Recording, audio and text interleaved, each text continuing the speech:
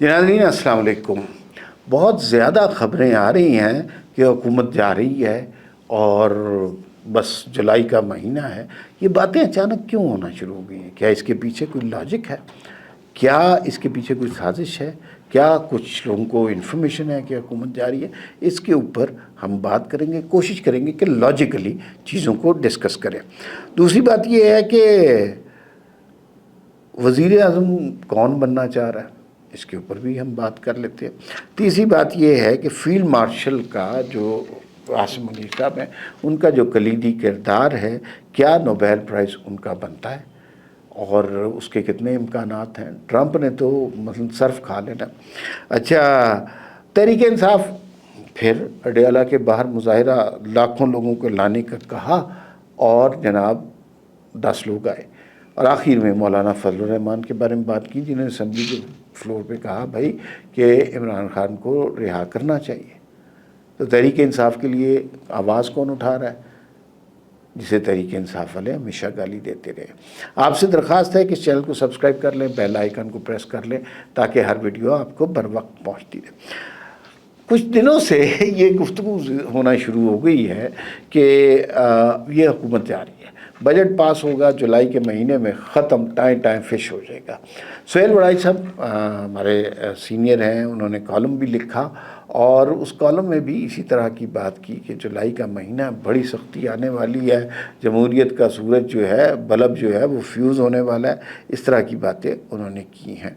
और फिर कल फैसल वाडा ने तो कमाल ही कर दिया है। उन्होंने फील्ड मार्शल साहब की तारीफ़ की है, करनी चाहिए थी, उनका रोल बड़ा कलीदी था, लेकिन साथ साथ जिस तरह हुकूमत के बारे में ये बात की कि ये लटकाए जाएंगे। फैसल वाला साहब वही शख्स हैं जो एक ज़माने में एक शो पर फ़ौजी बूट लेके आ गए थे और ये के ज़माने में करते थे, इमरान खान के ज़माने में कहते थे कि 5000 लोगों को फांसी दे दी जाए तो ये मुल्क ठीक हो जाएगा। तो ये उनका माजी है और उन्होंने ये तो कह दिया कि जुलाई में इसके स्कैंडल आ रहे हैं, उसके स्कैंडल आ रहे हैं, सारे करप्ट हैं, सारी तीनों जमातें मुझे कंटेनर पर खड़ी नज़र आ रही हैं।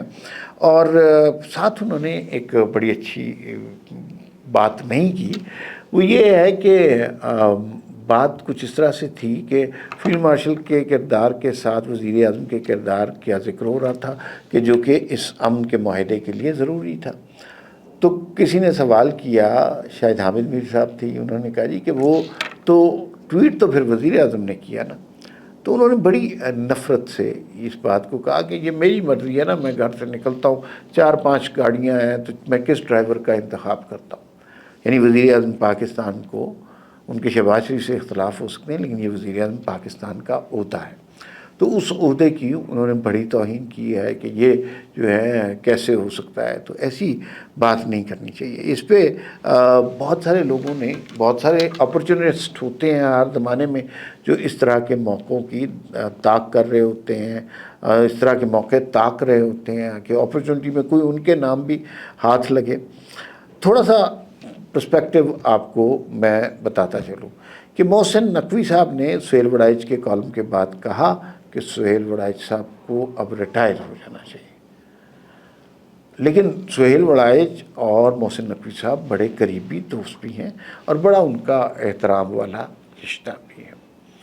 और फैसल वाडा साहब ने जो बात की वो बिल्कुल गलत बात है। ये बात दुरुस्त है कि हमारे फील्ड मार्शल का बड़ा ज़बरदस्त किरदार है अमन के इस माहदे में। वो गए भी और ईरान गए उन हालात में जबकि जंग हो रही थी और उन मुश्किल हालात में 3 दिन वहाँ पर रहे भी और वहाँ पर उन्होंने जो है सिफारतकारी के बहुत से मदारिज तय किए। अमेरिका से मामला तय होते हैं तो फिर हमें फील्ड मार्शल नज़र आते हैं।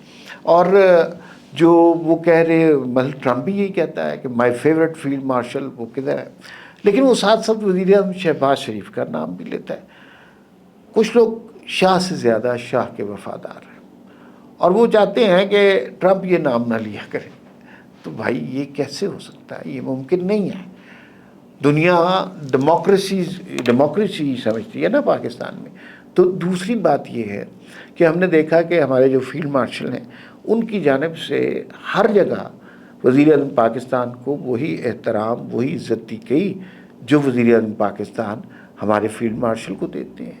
اس کا مطلب ہے کہ تعلقات میں کہیں رکھنا نہیں، شیشے میں کہیں پر بال نہیں ہے، لیکن کچھ لوگ اس بال کو کریٹ کرنے کی کوشش کر رہے ہیں کہ تاکہ شیشہ ٹوٹ جائے اور یہ پارٹنرشپ جو ہے یہ ختم ہو جائے۔ اس کے ساتھ ساتھ ہم بھول جاتے ہیں اسحاق ڈار صاحب کے بھی کلیدی کردار کو، اور محسن نقوی صاحب نے بھی بہت اچھا کام کیا۔ ایران کے جو آخری دورے انہوں نے کیے وہ بڑے امپورٹنٹ تھے۔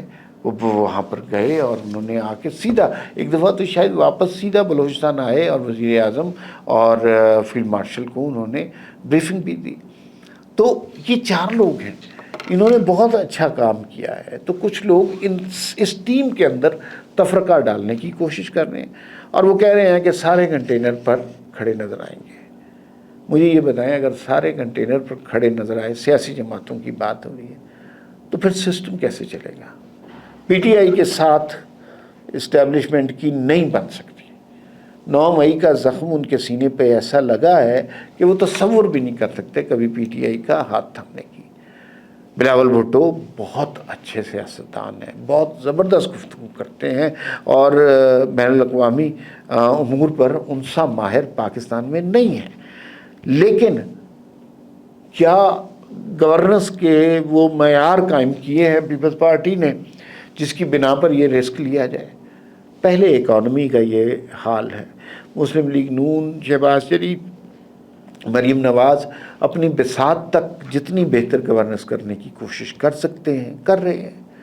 اب امیجن کیجئے یہی سسٹم ہے، اس میں پیپلز پارٹی کی حکومت آ جاتی ہے اور وہاں پر بیڈ گورننس کے ساتھ یہ سسٹم چلنا ہے، تو پھر تو معاملات بہت خراب ہو جائیں گے، پھر یہ سسٹم نہیں چلے گا۔ تو اس کے علاوہ، اس سسٹم کے علاوہ آپشن کوئی نہیں ہے۔ کوئی نیا تجربہ کرنا چاہتے ہیں تو کوئی روک تو نہیں سکتا، ظاہر ہے کون روک سکتا ہے، لیکن تجربہ تو عمران خان بھی تھے، آج تک ہم اسے بھگت رہے ہیں، اور اب میرے خیال میں اب ہماری بس ہو چکی ہے، ہم متحمل نہیں ہیں۔ جہاں تک اس بات کا رول ہے کہ فیلڈ مارشل نے کتنا اچھا کردار ادا کیا، اس میں تو کوئی ڈاؤٹ ہے ہی نہیں۔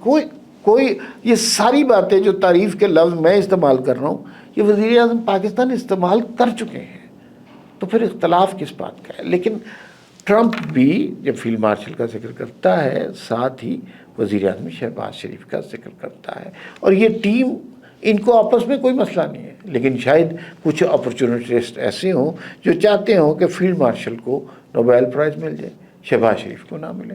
حالانکہ مجھے پتا ہے شہباز شریف صاحب کو مل بھی گیا، انہوں نے جا کے پکڑا دینا ہے فیلڈ مارشل صاحب کو۔ ان کی طبیعت ایسی ہے نا، وہ اختلافی مزاحمتی سیاست نہیں کرتے، وہ تسلی سے سب کا احترام کر کے چیزوں کو لے کے جانا چاہتے ہیں۔ تو اللہ کرے نوبیل پرائز پاکستان کو ملے، لیکن اگر ملا تو ٹرمپ کی زندگی کی سب سے بڑی خواہش ہے، تو وہ اگر اسے نہ ملا تو اس نے جو ہے نا صرف کھا لینا، نیلا تھوتھا کھا لینا اور اس نے مر جانا۔ اب ذرا تھوڑا سا نا اس عرصے میں پی ٹی آئی کے کردار کو دیکھ لیں۔ دیکھیے، پاکستان نے اتنی بڑی کامیابی حاصل کی، یہ امن کا معاہدہ کروایا، اور جنیوا میں بھی پاکستان میزبانی کرے گا، وزیر اعظم پاکستان کی قیادت میں جو ایک وفد جائے گا، جس میں سنا ہے ایک سینئر وزیر اور جو ہے فیلڈ مارشل صاحب جائیں گے، یہ سارے وہاں پر جائیں گے، تو یہ بڑی عزت کی، احترام کی بات ہے۔ آپ ٹویٹر پہ دیکھ لیجئے، کچھ لوگ اس معاملے سے خوش نہیں ہیں، اس میں ایک ہے انڈینز، وہ سارے اس کے خلاف بات کر رہے ہیں، اسرائیلی اس کے خلاف بات کر رہے ہیں، افغانی اس کے خلاف بات کر رہے ہیں۔ بدقسمتی سے بنگلہ دیش نے بھی پاکستان کے لیے کوئی تہنیتی الفاظ استعمال نہیں کیے، لیکن ان سب کے ساتھ مل کر جو پارٹی لگی ہوئی ہے اس سارے مسئلے پر پاکستان کی مخالف ٹویٹ کرنے میں، وہ پی ٹی آئی ہے۔ جہاں پہ بھی پاکستان کی پوزیشن دنیا میں کہیں کمزور ہوگی، وہاں سب سے آگے پی ٹی آئی نظر آئے گی۔ کشمیر کے ایشو پہ وہاں جو فساد کرنے والے ہیں، کتنے لوگوں نے آگے اسٹوڈیو میں کہہ دیا، اس میں بنیادی طور پر پی ٹی آئی والے شامل ہیں۔ جو برطانیہ میں فسادات کر رہے ہیں، برطانیہ میں جو احتجاج کر رہے ہیں، وہ وظیفوں پہ پلنے والے لوگ ہیں اور سارے پی ٹی آئی کے ٹرینڈ ہیں۔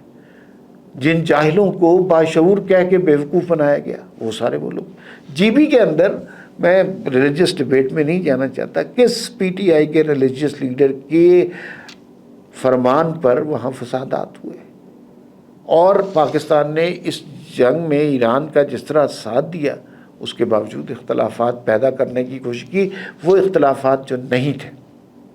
تو یہ صورتحال ہے، لیکن تحریک انصاف اب قومی سیاست سے نکلتی جا رہی ہے۔ وہ صرف لڑائی جھگڑا کر سکتے ہیں، 10 لوگ بھی اڈیالہ کے باہر موجود نہیں ہوتے، اور اگر عمران خان کی رہائی کے لیے کوئی صحیح معنوں میں آواز اٹھا رہا ہے تو مولانا فضل الرحمان ہے، وہ بات کر رہے ہیں۔ یہ وہی مولانا ہے جن کی سب سے زیادہ توہین پی ٹی آئی والوں نے کی، اور مولانا جانتے ہیں کہ پی ٹی آئی والوں کو، کیونکہ ان کے دماغ نہیں ہے، یہ زومبیز ہیں، انہیں موقع ملا تو یہ دوبارہ مولانا کی توہین کریں گے۔ فی الوقت اتنا ہی، پھر ملاقات ہوگی۔ اللہ حافظ۔